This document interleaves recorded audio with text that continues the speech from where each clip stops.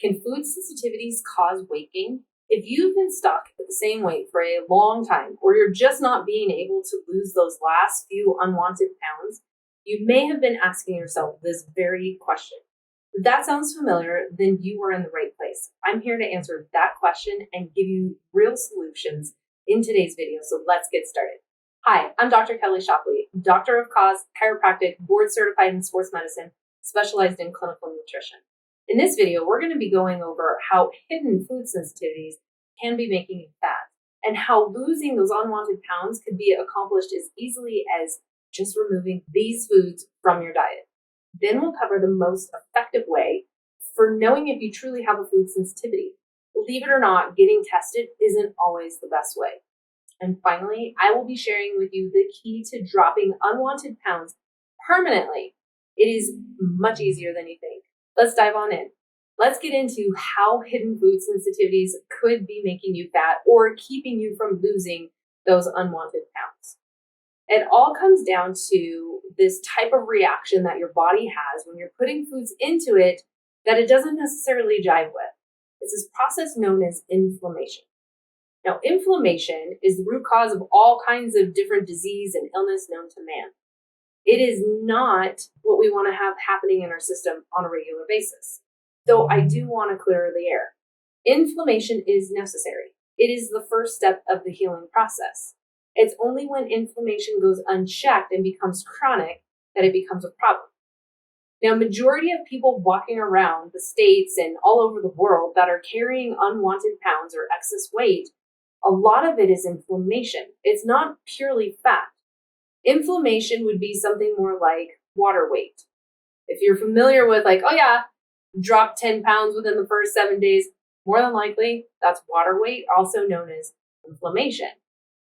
The way that food sensitivities cause weight gain is because when you're putting substances into your system that your body doesn't jive with, it is going to create this inflammatory process. Inflammation, if you can think it's what causes swelling in an injury. So if you've ever rolled your ankle and now your ankle's like this big, puffy, swollen thing, and you don't even recognize that you have an ankle, it's kind of like your calf goes straight into your foot, that's inflammation. It's swelling. So food sensitivities can cause kind of the same occurrence. You just won't see it because it's inside of you, okay? Now, maybe not as prominent as the swelling of an ankle immediately like that, but over time, your tissues become puffy. They're swollen. It just looks differently than a swollen ankle. But it translates into unwanted pounds that you're seeing on the scale, or you can appreciate by how your clothes are fitting or not fitting anymore. So when people can determine what food sensitivities are and address those or cut them out, if that's purely a piece of why, let me say it this way. If that is one of the big whys as to why you've been holding on to excess pounds or you just can't make your weight budge at all, you will lose weight. It may not be huge amounts because, again, we're talking more like water weight, not, muscle's what weighs the most. Fat, doesn't, and water weight doesn't either. But you should have a noticeable difference in how your clothes are fitting. And you should still see a difference on that scale when you address these hidden food sensitivities. Now, I'm curious, did you have any idea that it was really inflammation that was what was causing weight gain as it relates to food sensitivity or, part of why you're holding on to those unwanted pounds? Let me know your response to that down in the comments below. I read every single one of them, and I love it when you guys engage with me. So let me know your thoughts about that. Now it's time to get into what is the best way to determine if you actually have a food sensitivity. It is not always testing, right? Everybody under the sun seems to know about food sensitivity testing now, and you can get food sensitivity testing done from a multitude of different labs. Is that the most effective way for figuring out if you have a food sensitivity or not, though? My opinion, not necessarily. Part of it is because the accuracy with the testing. Not all the tests are created the same. Some tests only look for food sensitivity through one avenue of the immune system when there's like 4 or 5 different avenues that it could be occurring in. So it's just not comprehensive enough. In other aspects, it depends on what element of the food is it that they're testing to see if you're sensitive to. Is it a cooked egg versus raw egg? Because believe it or not, the makeup of a cooked egg is a bit different than that of the raw egg. So it really kind of just depends. There's so many different variables. There'd be so many different multitudes of ways of asking those questions in your body of like, hey, are you having issues with this?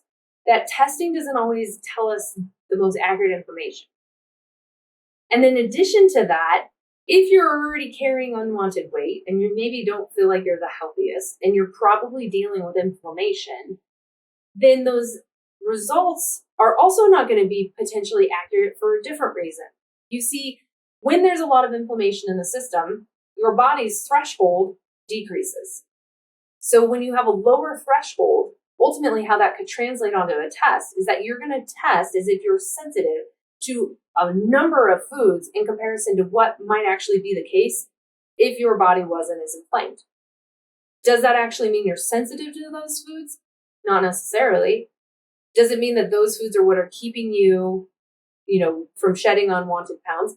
Maybe. But is there a better, more effective way for actually addressing this? And with what I've done with my patients, I can say with certainty, absolutely yes. I have had food sensitivity testing done. I mean, it's part of what led me into this path of becoming a chiropractor and addressing health in the way that it was addressed with me back when I was 15. It literally gave me back my life. And believe me, it wasn't just about the adjustment. It was looking at whole health and figuring out what is actually the underlying cause of these problems I was having. I had food sensitivity tests back then, and I had a page and a half, single spaced, of foods I could not eat. And they were everything, it was everything I was eating. My mom and I sat there for hours at the grocery store trying to figure out what I could eat because I was in high school. I was going to school, so I needed to be able to take my lunch. And how could I take a lunch if I couldn't eat any of the stuff I was normally eating? It was highly frustrating, very stressful. And what I've learned since then and have proven works with several of my patients over the last 16 plus years is that we don't have to start there. If we work at going in a direction where we take out the most common, most likely suspects, and then really eat more along the lines of like an anti-inflammatory diet, then that allows the body to heal. And as the body's healing, that threshold begins to come up again. It's only been after months of people, working on improving lifestyle, improving their diet, doing all the things that we found specific to them that their body needed help with, that I would consider maybe doing a food sensitivity test if there was something that just still wasn't budging the way we were supposed to, or the way that we thought it would. The fact of the matter is, I haven't done that either. This approach works. So who are these most likely suspects that are probably causing problems for you? It's dairy. It's all the gluten-containing grains, which actually grains in general could be put on that list as far as I'm concerned. Potentially eggs, which is a hard one, though there are substitutes. I have dealt with my son reacting to chicken eggs. We just use duck eggs or we'll use turkey eggs. He doesn't have problems with that. Turkey eggs taste more similarly to chicken eggs. Duck eggs definitely have a little bit different taste, but there are ways around that if you truly are having issues with eggs, okay? One thing that might be helpful is getting farm fresh eggs, where where chickens are allowed to roam freely. They're not caged up. They're eating what they should be eating. They're not being adulterated in any way, shape, or form. It might be more if you're eating conventional eggs, it might be what they're doing to the chickens and how they're feeding them and what they're injecting them with that you're reacting to, not necessarily the egg. Okay, so go for clean, humane, non-adulterated sources of eggs, and you'll probably do better. And then the other category would be nuts. Okay, so what I've always suggested with people is which one of those food categories do you consume the most? If it's the one you consume the most, it might be one that you're reacting to. If you hardly ever eat dairy, quite frankly, we shouldn't be doing that really anyway in this country unless you had a cow out back and you knew exactly what was going on. You could just get rid of it. That would be helpful. However, if it's hardly ever in your diet, that's probably not what's contributing to your issue. Okay?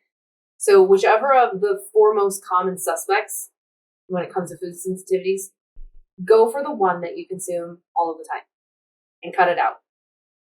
I know it can be difficult. I promise you there are plenty of other foods for you to eat. I am here as a resource. You can always reach out to me. You can comment in the comments down below of like, oh my gosh, I can't even think about getting rid of wheat. What do I do? Like bread, crackers, like pasta, what am I supposed to eat? I'm more than happy to help you guide you through that process. So just comment down below if you need help and I'm here for you. Okay. With that, remove it. You will notice after a couple of weeks that you're probably starting to feel better, or you may even be shedding unwanted pounds if that was part of the nemesis that was keeping you inflamed. If after a few weeks you don't notice any differences, there is a little test that you can do on yourself that costs you no money. It just might make you not feel very awesome. When we remove substances from our body that are irritating and we allow our body to heal some, what that does is it turns the volume up on our body's ability to alert us that there's a problem the next time it comes into contact with something that's offensive. Some people translate this into, I am just so sensitive, like I can't even live a normal life anymore. You're not sensitive. Your body is more able to tell you that what you're doing is offensive. Now, a challenge with that is the world around us is continuing to become more offensive. So yeah, your alert system might be going off more readily, but I would rather have that issue than just being inflamed and not being healthy and going on this dwindling spiral towards death, as most Americans are. Okay, so go off of it for a few weeks. If you don't really notice anything, then add it back in. And within the next 24 to 72 hours, witness what you're experiencing. Generally, if there's really a true food sensitivity, when you give your body time to heal and you add it back in, you will have a more dramatic and more immediate reaction to that food. Okay. Now, food sensitivities do not necessarily give you the same types of symptoms as an allergy would. So it's not like sinus, it's not swelling of the throat, it's not eye stuff. It's more digestive. Brain-wise, it can be more like migraine headache, achiness. If you notice any symptoms show up after you eat that food, no matter what it is, within 24 to 72 hours, your body doesn't like it. And it'd be better to just stay away from it. Okay? That is actually a more effective way for determining do you have a food sensitivity or not. Now, before I get into the key of dropping unwanted pounds permanently, I just want to take this moment and remind you to click that subscribe button down below, turn the notifications on, and while you're down there, go ahead and give me a big like if you're enjoying this video. I am producing videos on a regular basis, and I don't want you to miss out on a future one. These videos are geared for improving gut health, brain health, everything to help you take back control of your health and achieve what I like to call total body mastery. So again, just hit the like button down there, hit the subscribe, turn the notifications on, and you will completely be set. Awesome. Now, what in the world is the key to dropping unwanted pounds permanently? Like, if we could really figure this out, we'd all be rich, right? There really is a way. I know what it is. And it is addressing why you're having issues losing weight. Obviously, I know that sounds really insignificant, but it's the truth of the matter. Okay, if you're working on diet, you're eating things the right way, you are exercising, you're sleeping well, you're managing stress, like you're doing all the things that we know are needed in order to be headed in that direction towards an ideal weight, and you're still not losing weight, there is something else going on with your health that needs to be addressed first.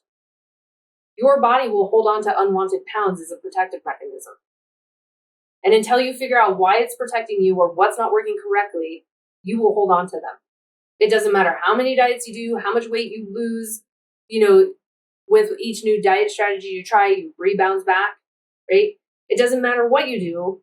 Even I've had people go to the extreme measures of having some sort of like gastric bypass done or other kind of very invasive approaches, which, by the way, nobody tells you, but that really wrecks your health for the rest of your life. There's not really any going back at that point in time. And it still didn't address why you had weight issues with weight in the first place.